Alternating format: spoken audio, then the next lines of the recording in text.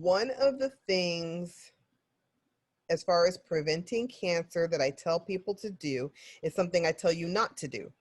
Sometimes I tell you to do something, sometimes I say don't do something. And deodorant is like one of the number one things I tell people not to do.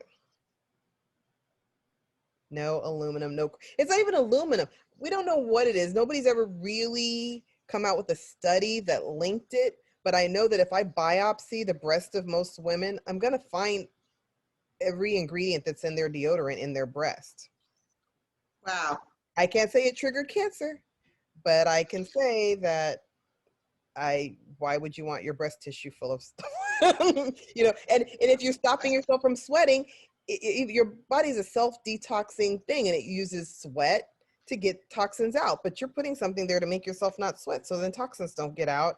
So that's one problem. So it might not even be the ingredients. We could think it is and we could think it's not, but I definitely know that the stopping of all sweating and the never doing anything to draw those toxins out is not a great situation. Most cancers, so let's see this outer quadrant, a quarter of all cancers are in the place that's closest to your deodorant. It's the inner part is very little bits. The nipple, very little. The tail up here, very little. But most of your cancer is here right next to your armpit. Interesting. That is so interesting. So number one, minute somebody says, I'm afraid of breast cancer, number one, what's your deodorant? I don't care if it's a brand name natural, you make sure that it's like a really natural thing. Ideally, you would make your own. Get some witch hazel and some essential oils and squirt it under your breast. If I biopsied you and found essential oils in your breast, it would not bother me one bit. Literally, water and essential oils, don't bother me. Take some colloidal silver. I used to put colloidal silver, which is very antibacterial, so it kills a lot of bacteria. And then add essential oils to it, spray that. Totally work. That used to actually work. I've done a million different DIY deodorants to myself, but then I also will use Young Living's deodorant. Like sometimes you will find a company that's made deodorant that really has no toxins, but best thing is to make your own and stick it under there and let yourself sweat and detox. Put some clay under there and draw that stuff out. And in my book, no kidding. Oh yeah, I used to make a deodorant with clay, but the problem is if you try to use that in the daytime, depending on what outfit you're wearing, you might not want clay in your clothes. Okay. So you would do that. That's why a lot of deodorants that do use clay, it'll be a nighttime detox, so you won't be wearing something that'll not be favorable to your clothes. But essential oils and colloidal silver won't bother your clothing. First thing, I'm like, let's pay attention to what you're sticking near your breasts. Nothing with parabens, nothing with phthalates, nothing with chemicals you can't pronounce, nothing that says fragrance that might be some other chemical. So be careful about what you're rubbing right there every day. That's like the first thing. If you do nothing else, do that. Find deodorant. Yep. Deodorant. That's simple. Yeah. And it sounds simple until people are like, oh, what if it doesn't work? And I'm like, I'll be honest with you. My favorite used to be Secret Clinical Strength. There is no natural deodorant that's better than that as far as like security purposes. You know what I mean? Like after I detoxed and changed my diet, deodorant makes you need deodorant. You've trapped the stuff in your breast, and then when you stop trying to wear it, it's hard because all this stuff is coming out that you've been accumulating. It's not that easy to transition. People do it in the winter when it's cooler and you're not so sweaty, and then by summer you're and you are sweating, you're better off. But I'm like, it's going to be a challenge for some people, but it's got to be done, because when you get breast cancer, I'm going to have you do it. Once you've had all that surgery and your lymph nodes removed, at some point you have to do it. You may as well voluntarily work on it now. I can't prove to you that that's a cause and effect, but that is like breast cancer 101 to me. What are you sticking right on top of your breast? Be careful. Oh, that's very, very informative. Thank you. And you're lucky Young Living has like 4 or 5 deodorants now. So yes, several to choose from. So easy to make your own. Well, now the Young Living deodorants, they last forever. They do. They'll give you at least 6 months to a year. Yeah. That it truly 6 months at least. And they work better than the ones in the store, but everybody has a different opinion. It's hard for me to give an opinion about which one in the store is good because the one that works for me might not work for someone else.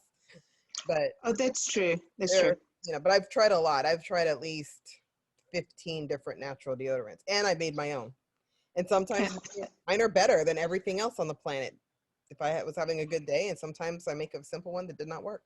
I've done it all. Well, I love that colloidal silver one. Yeah, that's a good one. That the colloidal silver, because it kills a lot of stuff. But every once in a while, I just throw something together, and I'm like, that wasn't that good. Well, or I had to reapply. I find it not good if I have to like reapply a lot. I like it when I put it on in the morning and don't think about it anymore. And it's done. Yeah. But that's one of the nice things. Yeah, after several years of not wearing it, I'm not so sensitive. Like I could literally go a day without it and it's not a big deal because my body is pretty detox now. But like I said, the first year, no. No. So it's all about detoxing even that which we've had. Even your diet. This is wonderful. Vegetarians have different body odor. A lot of my friends who are from Asia, like doctor friends, say, "Oh, let me make you a deodorant." They're like, "I don't wear deodorant." I'm like, "What?" They're like, "Yeah, we don't. People in our country don't wear it. We never did. They never junked themselves up with deodorant, and then they just don't ever need it." I mean, I have a lot of friends who, or maybe their diet's very plant heavy, very fish heavy, and people who don't eat a lot of meat just don't have the same need for stuff. So there are some people who don't need it, but there are people who do. You said a golden thing. Not a lot of meat. Right, because your body has to detox that. Your body's, you know, we think our colon and kidneys get rid of everything, but our skin, like if you eat a lot of garlic, you know, you smell it. If you eat a lot of onions, you smell it. But also if you eat a lot of, you know, residue heavy diet, like, and meat is residue heavy, your body has to digest it, there's larger particles, and sometimes you smell that trying to come out. So it depends on your diet. That sounds good. People who are constipated are going to have a different body odor because they're not eliminating properly through their colon. It's more is coming out through their skin. They might have a different odor. So like I said, this whole deodorant thing is bigger than one little thing, but it's still like, you will go to the store, you will buy something, and you will start there and keep trying until you get one that's fine. But start your journey now. Gotcha. Breastfeeding, I'm like, that's really when I catch a lot of them. I'm like, there's stuff in your breast and your baby's eating that. Please take transition. Yeah, I mean, what if the baby gets everything you put right there? So I'm like, yep, start now. So I catch a lot of people when they're really young. So by the time they get older, they've been years without deodorant. So, but nobody's ever done a study to say he's deodorant free. But people in other countries don't have our breast cancer incidence. Those deodorant not wearing people in Asia have a very different breast cancer incidence than we do in this country. That is fascinating. Yeah. Fascinating. Nobody tells you that, but if you just kind of look and notice, like, oh, they're, you know, breast cancer is not their number one.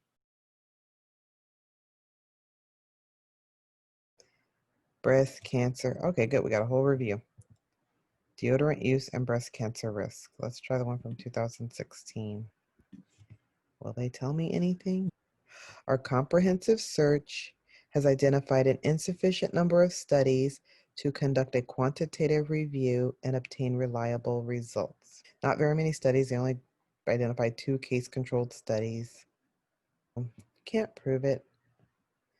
I still tell people to not use it. If they can find a way to put something healthier next to that tissue, because it just makes sense. Armpit microbiome. Here we go. Just like your gut has a microbiome, so does your armpit. So you're putting deodorant, you're ruining your microbiome. What happens? It changes the bacteria. They can't say that means anything. Okay. Like I said, can't find proof, but I still tell people to do it. It is still my recommendation. Aluminum. Here's one. This is a long time ago, 2005. Aluminum is known to have a genotoxic profile capable of causing both DNA alterations and epigenetic effects.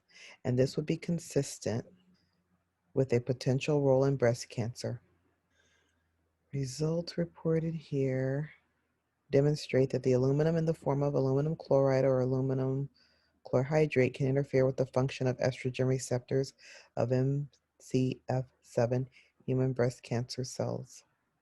This one study pointed at them, Journal of Inorganic Biochemistry, just on a biochemical level, something weird is happening, but they don't have a study that lets us say anything different. Endocrine disruptors. So definitely deodorant has parabens and phthalates, which are endocrine disruptors. The chemicals applied in body care cosmetics, including moisturizers, creams, sprays, or lotion, may be affecting breast cancer incidence in women, presents a different case scenario. The most common excipients would be parabens, have been shown recently to be estrogenic in vitro and in vivo, and have now been detected in human breast tumor tissue, indicating absorption, but root and causal associations have not yet been confirmed. That is, you could have eaten the parabens and maybe that's how it got in your breast. It may not be the deodorant, and so that's why you can't actually say that, even though I'm like, well, just get it out of your cosmetics, get it off your eyes, don't put it anywhere as much as you can, because we know something looks funny.